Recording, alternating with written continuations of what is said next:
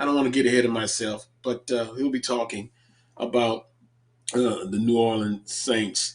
Well, Coach, of course, I know you're doing okay, but what's going on with Coach Robert Valdez right now as far as head football coach at St. James High School and also director of athletics? Just busy. January is a busy month for athletic directors here in Louisiana. We have a lot going on. We have conference conventions. Like it's funny because we've missed each other a couple of times because my I had Rashaz Preston receiver signed with Alabama. He was in the Under Armour All American game, and then we had do stuff with Battle Sports, and we had a tournament in Miami. Um, and so just back in the swing of things, basketball season for us, starting up, cranking up baseball and softball, and just planning and more meetings. We had the Louisiana High School Athletic Association yesterday voted to keep the split in Louisiana, private and public. Hmm. That was it was a little bit contentious because it was broken down by class and division. They had class 5A, the highest classification, had to vote on it, and then class 1A decided to pull it from their agenda. Um, the referees got a pay raise, so hopefully we can get more and more people out there to come out and officiate because that seems to be a shortage right now. We have in Louisiana we have a shortage of officials, so hopefully we can motivate more and more gentlemen and ladies to come out and officiate with a little bit more pay raise. So we voted a pay raise for officials. So just busy, just getting back in the swing of things. February picks up a little bit more in terms of getting the football program running back again. I kind of give my kids December and January, just get off the grid for a little bit, and then we crank it back up next month. And speaking of cranking it up, the rest of our topics that we're going to talk about, get your thoughts on Southern University and Jackson State. I got the official release from the Southwestern Athletic Conference office. I also went to the Advocate to get a perspective on that. Southern and Jackson State, it's been the big hot topic. They're going to play in Birmingham. No contracts have been signed yet, but we're going to kind of go into that, get your perspective on it. And then I just want to hear from the audience as well. I'll be able to look at some of the comments about, going to Birmingham. And me and you had a discussion earlier this morning about when we look at what's going on, and we'll say this, of course, Jackson State has rolled off a Southern schedule and vice versa. As far as conference games, these two games will be non-conference, and the potential for Southern and Jackson State to make right now as they stand about $500,000, but they could reach the potential of having $1.5 million.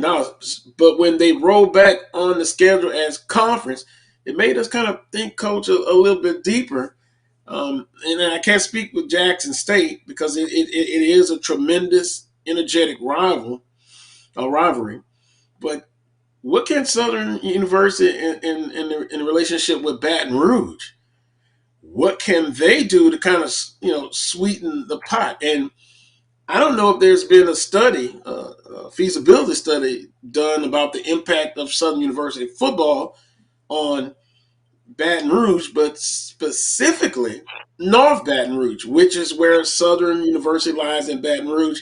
And then also, uh, from a business standpoint, I'm sure everyone is wondering, hey, they're going to miss that impact, the economic impact for those 2 years. But for the university, Southern and Jackson State, potentially what they can make, Coach. So it's interesting. You look at different factors, but then the big picture is I think Baton Rouge and Southern University need to really get together, get that study, and then work on getting things better. Where, um, hey, you got a new coach back in town. How can we make things better overall, a total package? Right. I just really believe that Jackson and Southern are supposed to play in Baton Rouge and Jackson, Mississippi. I think that I Hmm. understand the economic situation where both universities are going to be compensated very well to move this game to Birmingham. But as you alluded, I think that the economic impact on you know North Baton Rouge would be great. And I think, but there has to be a concentrated effort from the government and to be able to industrialize and build the areas adjacent to Southern University and North Baton Rouge to promote more restaurants to be able to come there, hotel stay, and to be a very, very sustainable, viable option economically. So that therefore these situations are no brainer. That we have everything in place. We can put you in hotels. We can, everybody does a great job. Southern tailgating is probably second to none, and they do such a great job with that. But a lot of people, like last year, I went to the SWAC championship game, and then therefore, what happened in the SWAC championship game? Me and a couple of buddies got in the car. We went to a restaurant, and I Hmm. give them a plug. Mama Hamels in Jackson. Man, I left out there sucker hurting because I ate so well. I mean, but we went to the game. I did. Went to the game against Prairie View in the swag championship game. After the game, fueled up the car, got some snacks for the way back, and it was big. I read later how impactful that was for Jackson State. And I think that when you make these decisions, and I'm not in the decision making body of Southern nor Jackson State.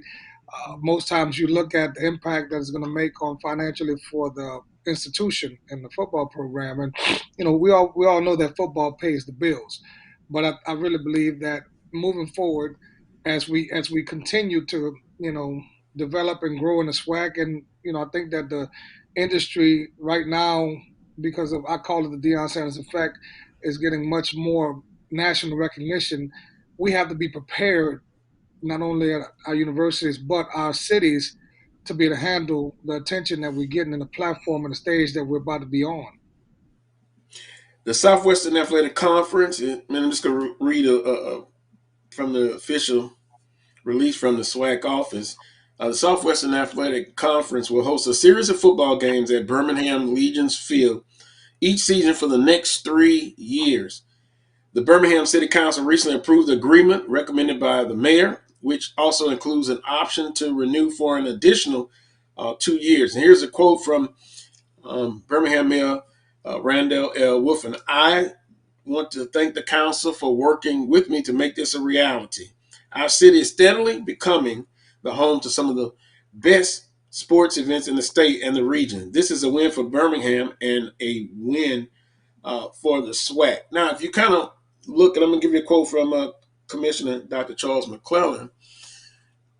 Let's look past these few years. Of course, Jackson State and University of Arkansas Pine Bluff, they'll play in the first game. Then 23 and 24, it will be Southern and Jackson State. Let's not kid yourself. Southern and Jackson State are the best traveling teams in the conference, and maybe you could even say FCS. So down the Right. line, you win an Alcorn maybe and FAMU, which I don't think they're on the schedule right now, but looking for the future. That's a game that you can play in Birmingham. You can look at maybe a Southern and a Tennessee State. But from looking at all of this, I still go back to when this is all over with.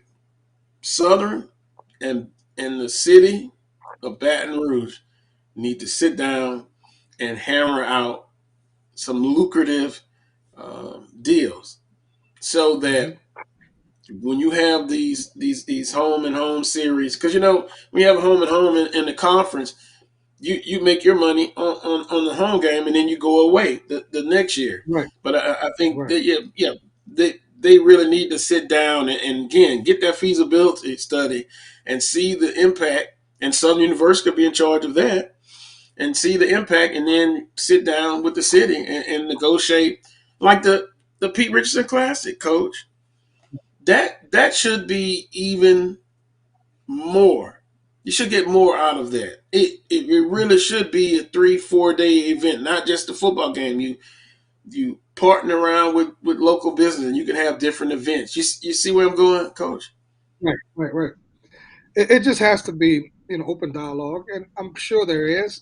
Like I said, I'm not in the room between Hmm. Southern athletics and the government, but it could be open dialogue. It could be also something that you can, really start discussing with your corporate sponsors and things of that nature. I think that Southern has a great relationship with Coke, but yeah, I think that as you grow, as the branding of swag football, the branding of HBCU football, as you continue to grow, you want to be able, like I'm going back to, of course, the mayor of Birmingham is going to be very excited because he understands the economic impact that's going to have on the city by bringing two, Hmm. really fanatic fan bases that are going to stay in hotels, that are going to eat in restaurants, that are going to buy gas at gas stations, that are going to pay tickets and buy ticket prices, and therefore volume is going to demand improvement. Now, so therefore, whatever improvement there is that they have in place, when you start having this type of data and information to bring to your stakeholders and your voters, then therefore you can do more and get more. And I think that we need to have that same type of mentality, be able to understand how to invest. Scare money doesn't make money. Billy Napier said that, and it holds true. Scare money don't make money. You can't be afraid um, to put some money up or to go to people and ask them to put some money up, because you have to be able to have a vision and you have to be able to have a plan to fulfill that vision, and it promotes growth. You want to be able to be the mecca of HBCU. You want to be able to be the place when everybody talks HBCU, Southern should be the first name that comes to mind. So I just think that it has to be motivated internally from both parties. Also, and good point, Coach. Um, Dr. McClellan says the Southwestern Athletic Conference is extremely excited to partner with the city of Birmingham for the hosting of several marquee football uh, games at Historic Legion Field this upcoming football season. He also goes on to state these matchups will be highlighted by games that are not included as part of our league's conference slate, but as non-conference, as we had talked about. Um, Right. League's conference slate of games, but instead will feature conference opponents that will traditionally roll off each respective program's schedule under their 10-year scheduling model. And so when you look at it, you'll have again some different matchups that it's going to be. I guess the challenge is if you don't have a Southern, a Jackson State, a Alcorn, or FAMU, we know they travel, and we can leave that up to discussion who travels the best. I have my Right. opinion on that, but this is something that you can build on. Right now, as it stands, um, the city of Birmingham will provide incentives, in-kind service to the SWAC in amount not to exceed 200,000 in year one, 300,000 in years 2 and 3 of the agreement. So you're looking at 500 right now, half a million, but with the potential to Right. earn up to 1.5 million. So I know they're not going to turn that down. And then two, No. also is in my understanding, Ashley Robinson and Coach Banks, they needed some help of getting this agreement where to play, and they approached the conference office.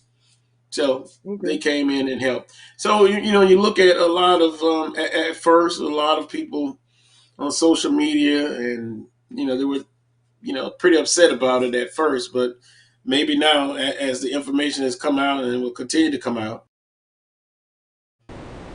and your heart of about Jackson State and Southern playing in Birmingham. I mean, even down the line, maybe a Southern and a Norfolk State. Oh boy, Coach, would I love that one. You can play that one. You can play that one anywhere, anywhere, Right. anywhere. So um, that's kind of where we're at. Yeah, Yeah. it's going to be continued to be discussed. Southern and Jackson State, and Coach, from a um, standpoint of Jackson State, you know how I feel about playing Jackson State. Right. It could be marbles. They be playing Right. marbles. I like for Southern to beat Jackson State, and I'm sure it's the opposite. Jackson State loves to beat Southern, so they're going to play. They'll never roll off each other's schedule, even if even if it's not a conference game. They're gonna play, Coach. So, Supposed to. They're supposed to. I mean, our time, the Bayou Classic is very, very sweet, and it was a big rivalry, but we just we had a strong dislike for the guys in Jackson, and that as a football player at Southern, when I played, that rivalry was as intense as anything else. And I still think it's intense. Often talk about we're HB. Thanks, Mike. SWAC family, HBCU family, and that's really what it's about. Now we like to beat each other on the athletic playing field, no matter what sport. But at the end of the day, Right. we have to be as one. And sometimes we're Yeah. going to agree on things, we're going to disagree. But good morning, Mike. Good morning, SWAC family. So that's the bottom line. So it hasn't been signed yet, the contract, but I reached out to Coach Roman Banks. He was traveling this morning. And then next week, I tried to get the social AD. They're both going to be traveling even next weekend, Coach. I think they may be going to Birmingham. Maybe some meetings, and maybe we'll get news that the contract has been officially signed. I mean, we'll deal with what comes when it comes. You're exactly right. Um, Southern women, men's SU basketball. Coach, when was the last time you were able to get to a basketball game at the FG Clark Activity Center? Oh man, it's been a minute, but I mean, I know those guys are doing well. I mean, unfortunately, as AD, I have to be at all St. James basketball games and don't get a chance to kind of get away. But I do know there's exciting times. I do know that I sat down and watched them play against Kentucky when it was on television, and hope to see them play more the boys, and keep up with a lot of what that's written about them. But I think that they're playing a lot, and I really believe that I think that people will be in for a treat if they were to go out and support these young men and women a lot more because there really is some good basketball being played in the conference. Well, Southern women's basketball team, they were at home Saturday and Monday last week. They defeated Pine Bluff and 76-64. And Pine Bluff women were a hot team coming into the ball game, but Southern University, wins 70. Well, wait a minute. I got 76-64. Which is it? 78-64. I got to get on that one, Coach. Southern wins the It's a ball win. It's a game win. against Arkansas Pine Bluff. But for the record, I want to get it right. And so they were able to get it done against Arkansas Pine Bluff. Then they knocked off Mississippi Valley State 67-58 Monday. And we're going to talk with Coach Pettaway in shortly. And those Monday games, especially when you come off a big game that Saturday, for some reason, Monday games, you've got to have the team um, just much more focused. I don't know. It's just tougher on Monday to play Well, play those games. it's tougher even if you have to travel. I mean, if you have to travel on a Saturday and then you have to travel throughout the night, Saturday night, and get in real early Sunday morning or whatnot, and you really don't have a chance. You have as a coach, you have to already be prepared with your scouting reports, with your game plans, and well ahead because those kids gonna need some rest. So Monday games are tough. They're very tough. More so if you have to travel. They're tough already if you didn't have to travel because you're playing competitive games and really basically a half day's rest. Um, so yeah, those games are very very tough. And then I don't know, not too many people have a mindset ready to compete on Monday because they kind of feel like that's the beginning of the week. But you have to really be mentally on edge for those Monday games. Is it Blue Monday? We used to say Blue Monday. Oh, especially if Yes, you're off on the right, weekend, then you got to right, come to work or right. school Monday. But on the men's side, and then we'll be right at the top of the hour break. Southern University Mm-hmm. men, they had came off a loss to Grambling State University, and boy, the Grambling Knights coach on social media, they are just, yeah, they're starting to bother me now. We talk about Grambling State as family as well in the state of Louisiana, but guess what? Ugh, they're starting to bother me, Coach. I'm gonna have to calm They're down, brutal. but They're brutal, right? yeah, And ever since they had the life awakening injection of the Bayou Classic, they haven't stopped. Oh yeah, and then if we use the word, and we don't want to get into it, but I had Grandma Nice contact me and saying, flip, flip. You know what I'm talking about, Coach. We won't get into that, but Yeah, it's gonna be yeah, all right, Southern. It's gonna be all right. But the Jaguars men's basketball team, they're on the roll. And one thing I can say about Southern's men's basketball team, they have been consistent. They have really been consistent. Um, they spanked Arkansas Pine Bluff 99-51. Terrell Williams with 21 points led the way. 19 points by Tyrone Lyons. You scored 99 points. How can you top that, Coach? That's a lot of points. And again, being very consistent. What is that? 91-51 would be 48-point victory. right, right. I know when I saw them play, and I think that one thing that as it comes off as impressive is how much they play with the fundamentals, and they play tremendous defense. And those guys are relentless. I mean, it's not really too many people standing around. They move very well with or without the ball, and the confidence that they're playing with right now is through the roof. Picture that the Grambling game, the Grambling loss must have been, a lot to do with the environment, and I think that Grambling played up, to the best of their caliber. I don't believe in having good night, bad nights. I believe that whoever's got the hot hand, eventually will be successful. But I think that they rebounded very well, and it's fun to watch them play because they're very, very. It's just a different style of basketball that they're playing. And again, we talked about it earlier. Then you scored 99 points Saturday. Okay, it's Monday. Mentally, you got to really get into the game. What did they do? Right. They topped it. 100 Yeah. points. They defeated Mississippi Valley 100-72. So now 11-8 overall, 5-1 in the conference. And Jaden Sadler, I think Varick, a listener last week, said um, he makes the team go. And he kind of got banged up in the Grambling State game, but 21 points, Isaiah Rollins, 17 points, 100 points, 99. Hey, they were able to do it on the Monday. Now that leads them into, yeah, Mike, I saw that, a big game at Alcorn State, and then Monday at Jackson State. So they're going through that Mississippi swing. And as we stated on the women's side, they can't overlook Alcorn, which starts at 1 p.m. today.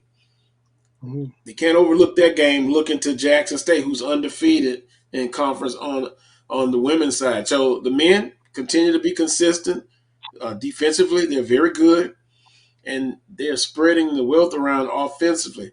For the women's basketball team, they've been consistent. Only one loss against Grambling State women.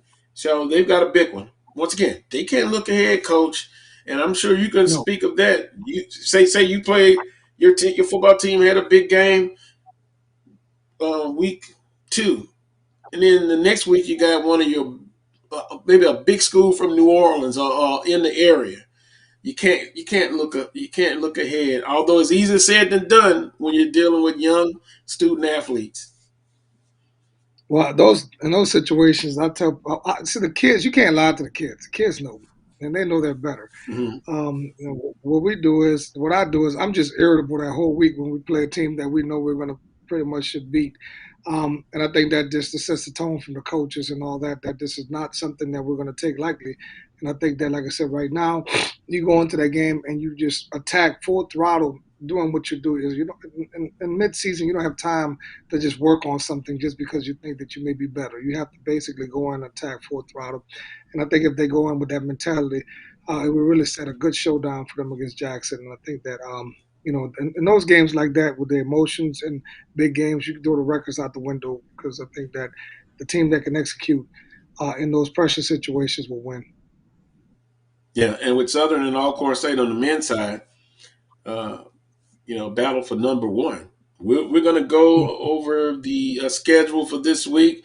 We'll look at the standings, but I'm going to take a timeout, Coach. When I come back, we're scheduled to visit with Coach Van Pettaway, the Coles Brown Show's basketball analyst.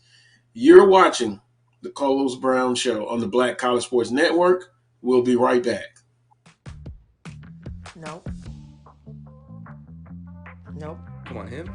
Ooh, I like him.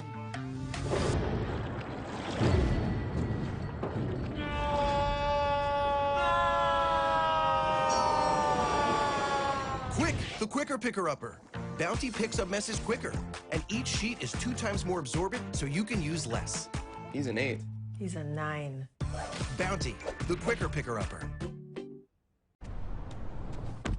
Oh, that spin class was brutal. Well, you can try using the Buick's massaging seat. Ooh, yeah, that's nice.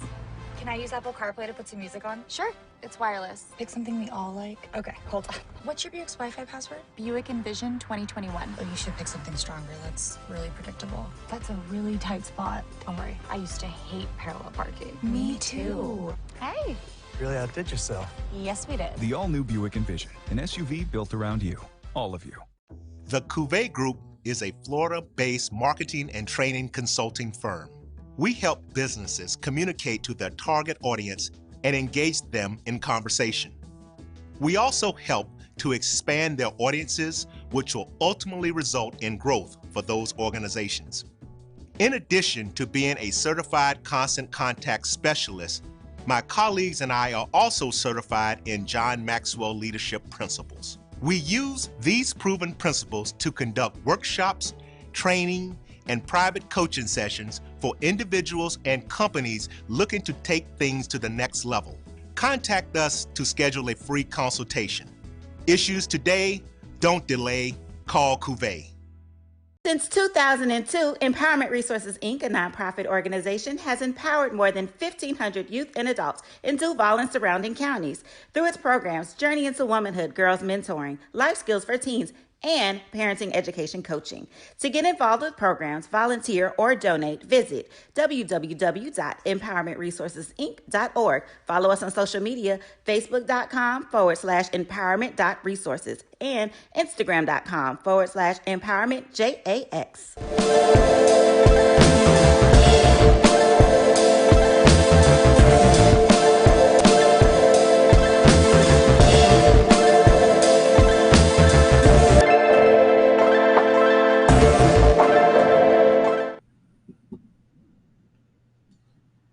Welcome back to this week's edition of the Coles Brown Show right here on the Black College Sports Network. We're making adjustments to have Coach Van Pettaway.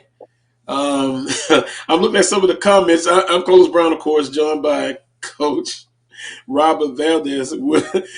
Oh, boy. I just had someone in the comment section. It'll come back up. Appreciate everybody. Good afternoon and watching in.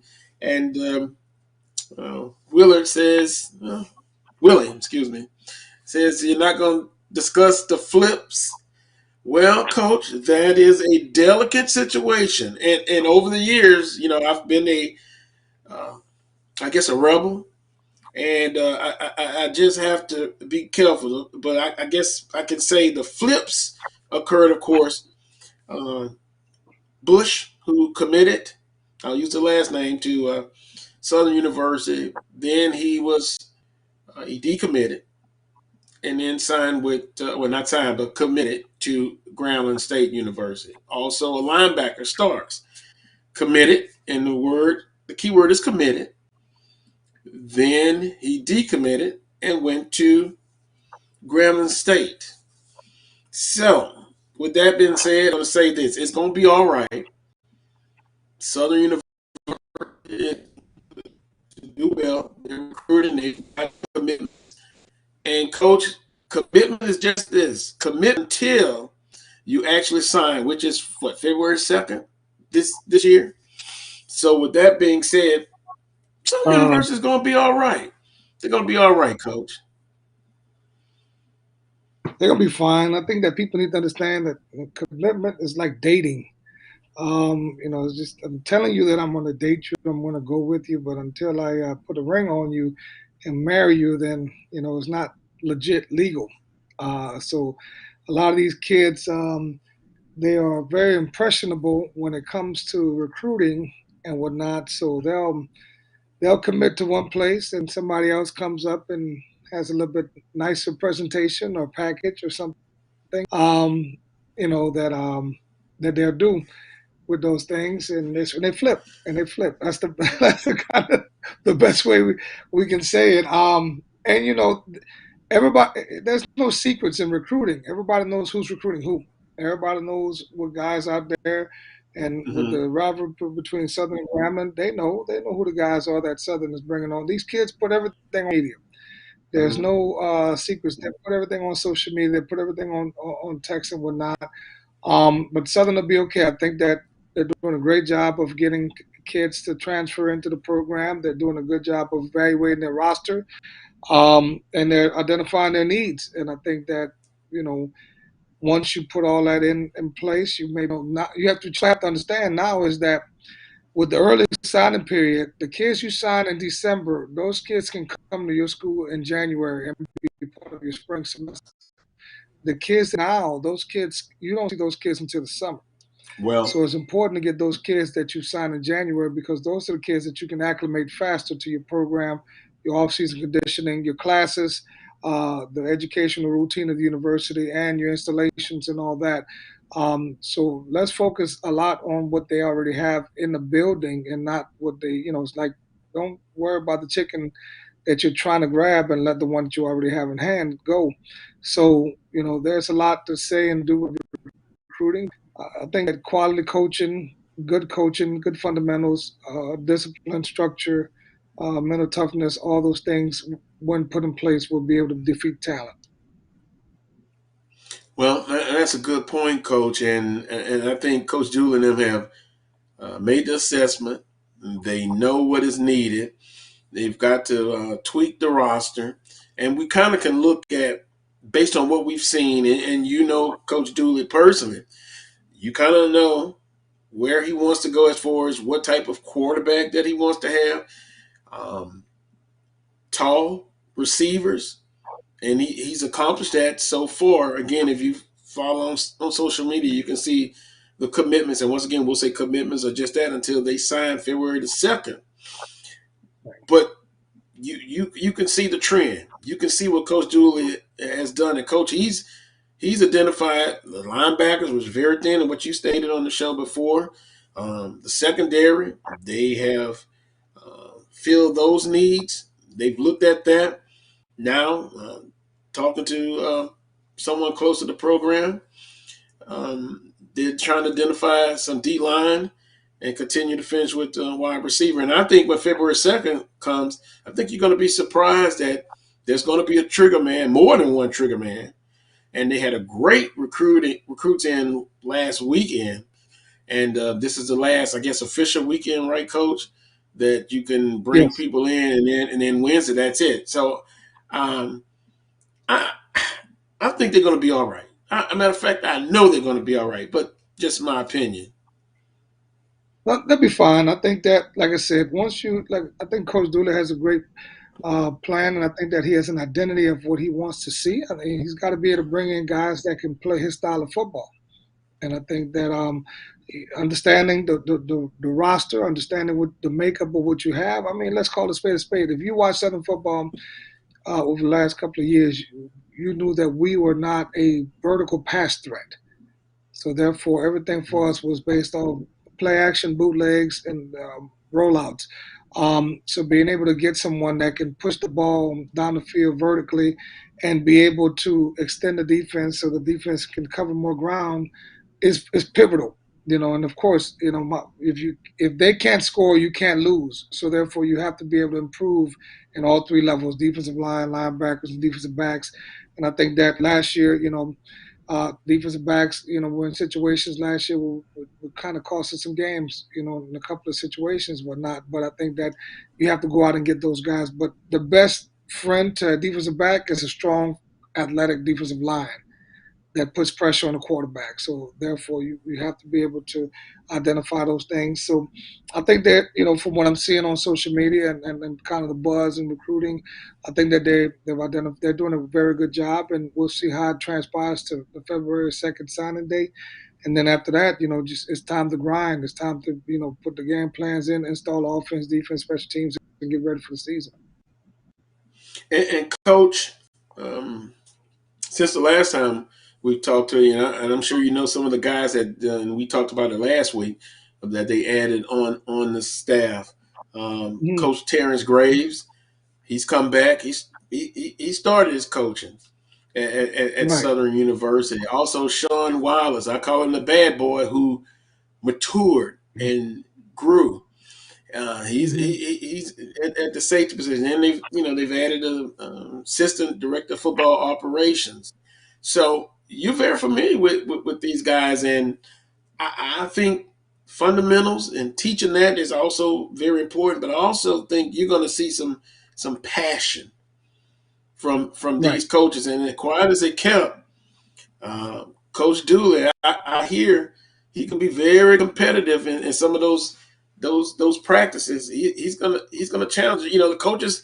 Hey, the D line coach is gonna go against the offensive line coach, position coaches. They're gonna bring that passion as well. I'm super excited about the hires, man. I tell you, when you look at the guys that's on the staff, there's a lot of name recognition. There's a lot of football games that those guys played for Southern University, and was very, very ecstatic to see Terrence Graves. Just his aura, his presence, his energy, the experience he brings to the table, and all that is tremendous. To Southern University, and I'm very partial to Sean Wallace because that was my high school idol. He went to Old Prairie Walker as well as I did, and so you talk about a guy who played Sean would lay it on the field and barely walk on Saturdays and Mondays. Just the way he played and whatnot. And then the defensive line coach, man, couldn't block him. I think those guys bring so much familiarity to the program, and there's a lot of excitement, a lot of buzz, and I think that is a great assembly of men that Coach Dooley has put in the building. I think that that are going to be recognizable men in terms of us, the coaching fraternity. Those are guys that we know, that we've had relationship with, and that's something that's huge. You look at the same thing that LSU's trying to do or did as well, as they try to bring in people that can relate to the high school coaches in Louisiana that we have some type of relationship with. So, as you do that, and then, to develop the trust and working relationship that it takes, I think, you can't be a head coach if you don't have a competitive nature. Now you got to be able to turn up all the juices on everybody and get everybody flowing and rolling. But so far so good. I think that his coach has done his homework and has been able to put together a great group of men. And let's just talk about it, because you have name recognition, you have guys that have coached in the NFL. You have some that played in the NFL but didn't coach in the NFL. Then you have guys who've been told to do the right thing, trust the process. They're looking for opportunities. I always talk about the opportunities. Position coaches want to become coordinators. Then coordinators, they want to become head coaches. You just mentioned it about being competitive. Is that something when they go against each other? I know the players go against each other, but the coaches go, is that in the back of their mind, okay, this is a chance where I can really showcase my coaching abilities, and all I'm looking for is an opportunity, and I'm going against, name recognition guys that now are coaching? Well, I don't think you do that inside the building at practice. I think the best compliment that a coach can have is by his opponent. So therefore, what happens is that if your room, they call it the room, working room. So if you're a position coach and you coach the running backs or coach quarterbacks, then you have a room. So therefore, if I'm studying you, if I'm evaluating you, game planning for you, and played against you, and so that your guys was super prepared, that they were on top of it, that they did a great job of understanding and made adjustments and all that, then I know that they were very prepared. And I think that speaks higher. What happens is when you get in the building, you get all these personalities in the building that want to compete. That has to transcend into the kids every day to compete at everything that they do. You have to be great at where your feet are, and so where your feet are, you have to give them the best. So I think that these coaches coming in, you know, the first thing that they have to do is they have to be loyal to the head coach and then loyal to the program, and then understand that their work is going to be recognized not by their words but by what their kids look like on game day, and so therefore that'll be your resume. But when you bring in guys that like to compete, then yes, practices are going to become a little bit more intense. And if your practices are great, if they're intense, if they're organized, if they're structured, gameplay should be easy. Coach, I remember earlier this week someone sent me a text message and said they love the idea of giving uh, coaches opportunities to come on the staff. Coach DeMarcus Miller, I'm sure you know him, um, Right. opportunity on the collegiate level. Coach Sean Mhm. Wallace. And this one person said, we want to see Coach. Now all we need is Coach Valdez on the staff. But they really think highly of you, and Mhm. your future is going to be great. But and I think I've asked you this before about Right. whether you have aspirations Yeah. of going on to the next level. So I want to ask you again, but I just wanted to relay that to you. A guy who listens to the show, Thank he's probably watching right now. He really thinks highly of what you've done at St. James High School, and you're still a relatively young man. You're younger than me, Coach. The sky is the limit, sir. I believe truly. Well, I'm blessed, man. I tell you, I'm grateful, and I think that, my I compete. I'm very competitive as well, but I think that I'm where I'm supposed to be, and I think that Mhm. it validates itself. We had a situation with a young man, a student.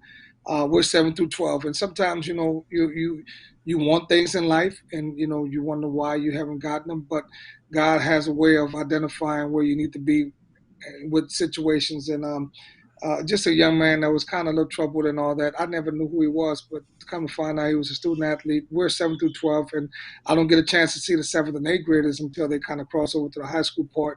And that kid needed someone at that moment because a lot of people didn't know what was going on, and and it touched me a little bit because, like I said, wow, if I wasn't there, what would that look like? What would it be like for that kid and all that? So if it's I'm about to be a grandfather, so I can't be making too many.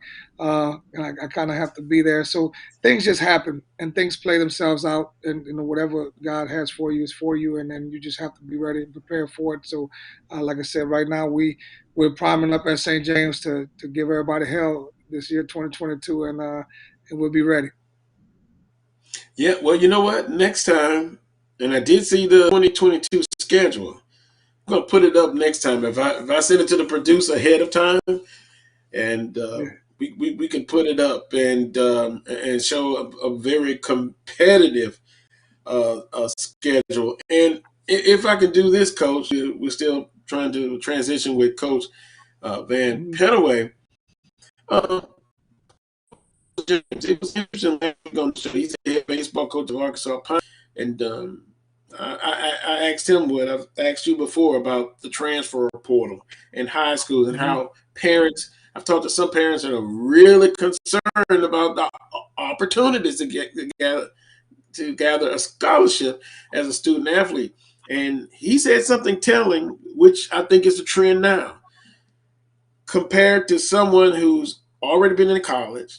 Let's say a freshman, right? He decides, Mhm. hey, not getting it done where he's at. He wants to go on the transfer portal. He point blank said he will take a chance on that person who's already had some collegiate experience compared to the high school athlete. And coach, that's where we are. That is where we are. Yeah. And this parent is really concerned, but there's other opportunities, NAI level, Division 2, Division 3. But that's where you are right now. And he believed that this is the future. It's going to be this way for a while. Yeah, it's going to be that way until there's some parameters built around it. I think that the kids that are going to be impacted the most by the transfer portal are high school kids that are basically your middle of grade type of guys. Your 4 or 5 star guys are going to be recruited heavily. That those are considered can't miss recruits. The majority of the guys are in the middle of the pack. Those are the guys that are going to be impacted the most, and junior college guys, because the junior college guys are going to be impacted as well, because I don't need to get a JUCO guy. I just got to go into the portal. And so, we talked about the buffet philosophy before, whereas the portal is basically just when you walk into all-you-can-eat buffet restaurant and identify, everybody goes to the meat part first, but you probably gonna need those vegetables, and you probably gonna need that fruit and all that. But we want to go after.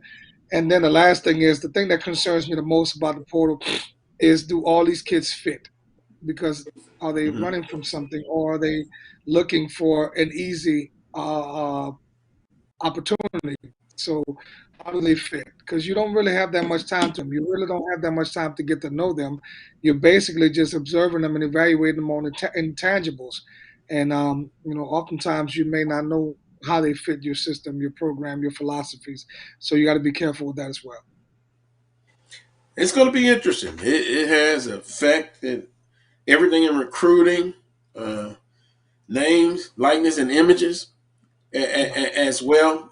Now, if I can, have Coach Van Pettaway here on the Carlos Brown Show. Coach, good afternoon. I'm not going to say morning. Good afternoon. Good afternoon, Carlos. You doing okay, Coach? We got you in. yeah, I'm doing fine, man. This technology is something else, but I'm fine. Yeah, well, you know what? It's all about adjustments, and Roy, the engineer, and the guys at Black College Sports Network, they do a great job. Because if I had to be the engineer, we'd be in a lot of trouble. But I'm learning, Coach. And speaking of learning, what have you learned about this basketball race so far? Well, I think it's a very interesting race. I think we got 4 teams that could win it all between Southern, Florida A&M, and Texas Southern. I think, and Alcorn. I think those are the 4 teams that I think are playing the best right now. And it's going to be interesting going down the stretch. In fact, this is a very big weekend this weekend when you got Southern going against Alcorn to number 1 against number 4. So this weekend will help shape this race a lot. You're absolutely right. Yeah, on the men's side. On the women's side, it appears to be 2 teams heading for a collision course, and they will face each other Monday. And Coach, right. Earlier on the show, we talked about Mondays. Mondays are always always tough, but not to exclude anyone else, but Jackson State and Southern on a collision course. Right, and see what that does. That's because you got that short day of preparation. But I guarantee you, both of these teams are probably looking, even though the day is Saturday, they're probably looking ahead to that showdown on Monday. And so they got to be careful, because you can't look ahead. You got to play them one game at a time. But that's going to be a very big game. Me and Coach Valdez were talking about that, how you're dealing with young student athletes, and Coach, you can tell them, you can preach to them, don't look ahead. But right. Hey, they're going to peak ahead, and that's the job of the coach to kind of get into them if they're going to do that. Well, it's not just on the coaches now. You got to have some leadership on your team. They got to help They got to police themselves. They got to help keep their teammates checked and focused, and they got to be telling them today to stay in the moment. Today is the day. We got to play Saturday. We got to get through Saturday. And so all of their energies and all their concentration should be on their opponent today, and not about that game on Monday. And Coach, we were talking in hour number 1, going back to that Monday game, short time for preparation. But I'm gonna go to Southern's men's basketball team. They put up 99 points against Arkansas Pine Bluff, and you kind of Yep. expected somewhat of a letdown, but then they do one better, 100 points. To me, they have been very, one word, consistent Oh throughout yes, this I conference told you season. that. Right, I told you that leading up to the conference season that they were playing the basketball, the most consistent basketball in the non-conference schedule. So, I've had an opportunity to watch them play several times. So I'm real proud of what Coach Woods is doing down there. He's got them dialed in, and right now they are doing the things that he wants them to do to win the basketball game. You're leading the conference in he's first in the conference in offense, and he's in the top 5 in defense. So he's getting it done on both ends of the floor. But I really like what he's doing on the defensive end. He's mixing it up, and he's getting after people. So the Jaguar Nation ought to be happy because they're playing inspired basketball. They just got to stay behind this team. And during the course of a season, you're going to hit a rough spot. So if and when the team does hit that rough spot, the fans and a lot be there for those kids to pick them up because they can turn it around. He's got a pretty good team going. And speaking of, we've talked about the popularity of football, but we want to share some information basketball-wise. There are going to be some games starting today on ESPNU Network, Texas Southern and Prairie View A&M, but NBA TV will also join in and televise some games next week. Texas Southern MU, NBA TV. Then you're looking at Grambling State at Texas Southern on NBA TV. And then, of course, ESPNU, State and Bethune-Cookman. That's February 21st. February 28th, Jackson State at Prairie View A&M and Alabama A&M at 7th. Right. At Grambling That's State great University. So exposure. that's good exposure. Right. And one of the other things that's happening is, don't we have some SWAC teams playing in Mobile this weekend? I think they That's got it. correct. Yeah. So that's some of the teams are giving up their home court, but they're playing on a neutral site. So that road team has a better chance of pulling it off because it is a neutral site. Wow. You're really right, Coach. Before we get into your games of the week, and I kind of know on the men's side, and when we say this week, Saturday and Monday, we're going to come back to the men's and the women's side, but I want to look. Jackson State women, they did pretty good. They beat Bethune-Cookman by a big score, but could you believe against FAMU last Monday, 90-34, and I FAMU students, alums, they said they're going to remember that beating. It was a tremendous whipping. I don't know if it was because of one of the factors was FAMU is known to everybody, but they're new in the conference, and even football and basketball. That was a. Do you just burn the tape? Do you look at the tape? Have you ever coached in such a lopsided loss? No, not that bad. Now 90-34, that's a lot. That's a bit much.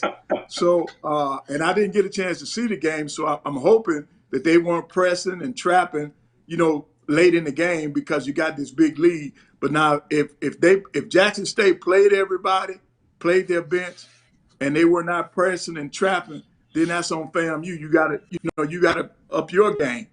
But I just hope that after we get more details, we find out that Florida A&M did not run the score up by pressing and trapping, unless there's something behind the scenes that we're not aware of. Because the only time that I would do that, if I was into it with that other school or that other coach, then I might try to turn the screws up that way. But normally, once you get a game, you play everybody and then just let the chips fall where they may. That's just like in football. You don't want, if you got a big lead, the game is only 5 or 6 minutes left in the game. You shouldn't be passing the ball. Run the ball. Let the time run out. So I'm just hoping that they weren't pressing and trapping late in that ball game, because 9-34, you proven a long time ago that you were the best team on the floor. Yeah, well, that's going to be interesting to say the least. Wow. Okay, on the men's side, there's literally a battle for number one. Can we say it? What's your game of the week on the men's side? Well, for the men, I'm going Southern and Alcorn because of it's top four teams are going after each other, and I think this game will have a lot to do with the conference race down the stretch, because to me, with Southern going into Texas and already already beating the two Texas schools, that puts them a leg up. That puts Southern a leg up for already winning that first battle against the Texas school. So I think this is a very important game. Alcorn will find out if they for real today. Southern had all they're doing is repositioning themselves so that when they do make that Texas trip, they'll have the confidence to go into Texas and win. Who is favored in this game? In your opinion? Southern's on the road. They've been successful in the conference on the road, but it's always been tough. In Lorman traditionally. Well, I honestly think that Southern's playing well right now. So I think that they got their offense in high gear, and I think Coach Woods will have these kids ready to play. I know it's going to be tough going up the street. Up down the road there to go to Lorman, but I think you have them ready to play. So in this game, I'm going to go with Southern. On the women's side, there's some games today, but all pointing to that Monday night game against Jackson State. Will Jackson State playing at home be a little too tough for Southern's women's basketball team? Well, that's going to be the big matchup on Monday. I would have to go with Jackson State only because they're playing at home. I understand. To be honest with you, I just think State is the better team. Now, even if they played at FG Clark Activity Center, which they're only going to play once this year, right? Okay, I think Jackson State is the better team. But now, if you're playing at FG Clark Activity Center, I think Southern has a better chance. Now, on the road Monday, they can't look ahead. Alcorn State women has traditionally been tough for Southern University. I hope I'm wrong, but Jackson State is playing well. Just a little bit more better team than Southern University's women's basketball team. Right, because right now they got their offense in high gear.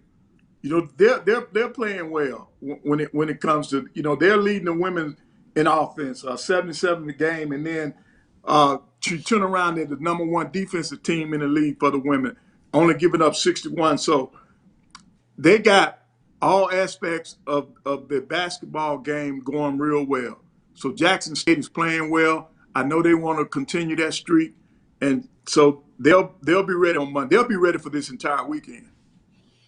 Yeah, and we're kind of just about at the midway point in the conference. Southern has to still be consistent, get some games on the road, be consistent, and win at home. Prairie View starting to get hot to me, Coach. Can never forget about them and then Texas Southern. Right, on the men's side, Prairie View is they're picking up steam. They went through the two Alabama teams this weekend, and so they're playing real well. So it's going to be real interesting down the stretch, and that big game against their rival game, that'll have a lot to do with how this conference race pans out. Last but not least, Coach, who have you been disappointed as a team in the conference? I know last time we talked about University of Arkansas Pine Bluff, what would they be able to do on the women's side? But who's the most disappointing team on the women's side and on the men's side, if I can say it that way, albeit you still have more conference games to play? Right. Well, right now on the men's side, I'm a little disappointed in Jackson State. I thought they would have with Coach Brent being there for as long as he has. Thought he had a good nucleus coming back. He's got one of the top players in the league in McKinney on his team. With them being 2-5, and at this point on the women's side, I'm gonna be honest. I'm a little disappointed in our women. I thought we would be doing a better on the women's side. We've had a couple of close losses, but you're still in fourth place. But I expected us to be up a little higher than that. So those are my two teams on the men and women's side right now. Alabama A&M for the women and Jackson State on the men's side. Well, Coach, we appreciate the time. I'm glad we were able to make the adjustments and get you on.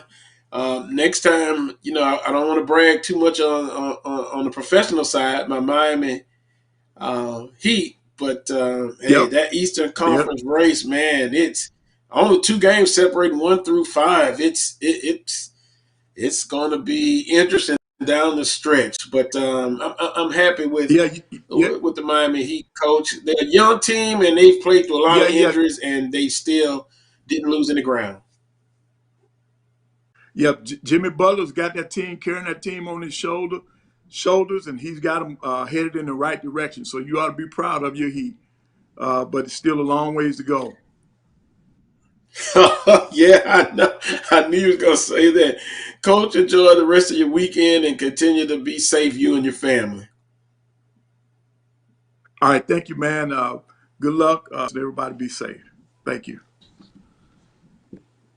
Thank you, Coach.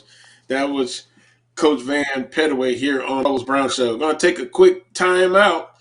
When we come back, we're going to see if we can find A.D. Drew. And then last but not least, Rod Walker.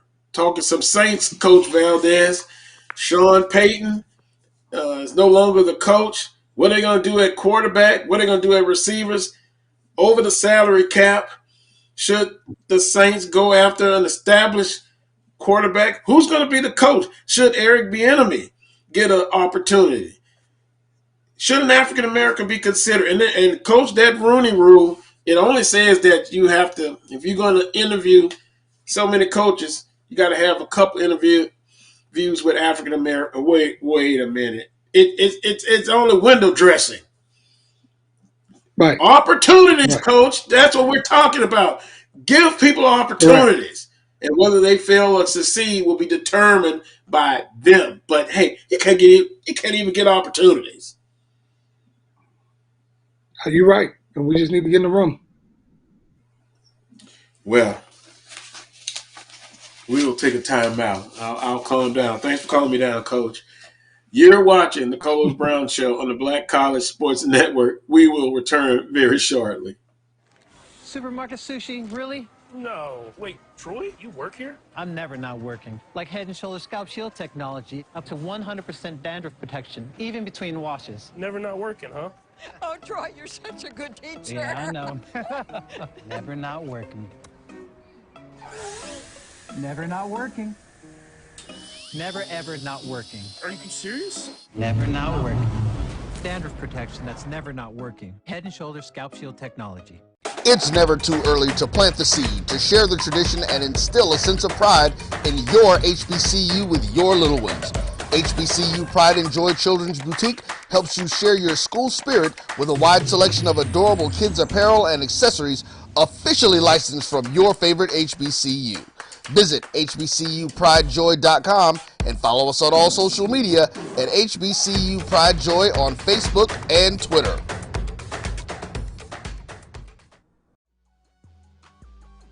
This is the Dean of the College of HBCU Sports, Kenyatta Cavill of Dr. Cavill's Inside the HBCU Sports Lab with Mike Washington and Charles Bishop. Come mix it up in the lab where the course lecture is in session every Tuesday from 6 o'clock p.m. Central Standard Time on Facebook Live, YouTube Spreaker, or the BCSN app, as we discuss all things about the HBCU sports culture, including exploring the week that was in the sporting HBCU diaspora, as well as the upcoming week of HBCU sports. With me, the Dean, the College of HBCU Sports, on Dr. Cavill's Inside the HBCU Sports Lab with Mike Washington and Charles Bishop. Course lecture dismissed.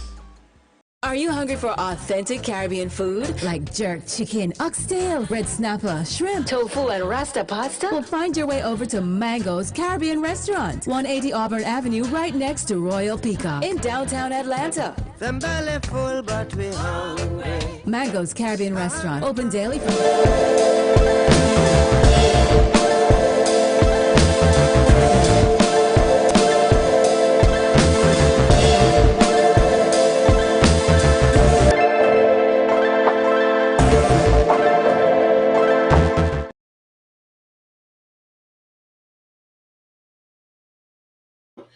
right here on the Black College Sports Network. Good afternoon to everyone. Appreciate everyone tuning in. Remember, like and share the Coles Brown Show Saturdays, 11 a.m. Now, this Saturday we started 30 minutes late, but normally 11 a.m. to 1 p.m. Central Standard Time, 12 noon to 2 p.m. That's Eastern Standard Time. So good afternoon to everyone. I'm Coles Brown, joined by Coach Robert Valdez. And Coach, I was kind of going on an emotional tirade about the Saints, and we're scheduled to join with Rod Walker at about 1 p.m. So minutes. Coach, what do you think? Sean Payton has announced that he's returned, basically going to take off a year. Just my opinion, and I think you'll see him again. But I can remember the bags. The fans wore bags over the Saints. You're talking about a loyal fan base who saw a football team that struggled, and then Coach Payton comes in, management changes, and they were able to do a lot of things. They picked up Drew Brees. So now Drew Brees retired. Now Sean Payton. Coach, what do you think is going to happen with this New Orleans Saints football program? It's going to be very interesting. I think that, I saw the Sean Payton press conference, but you have to be able to identify the things that's going on. The Saints are well over the salary cap. They're well over the salary cap. You don't have a proven quarterback in the clubhouse. So therefore, because you're so far over the salary cap, you may not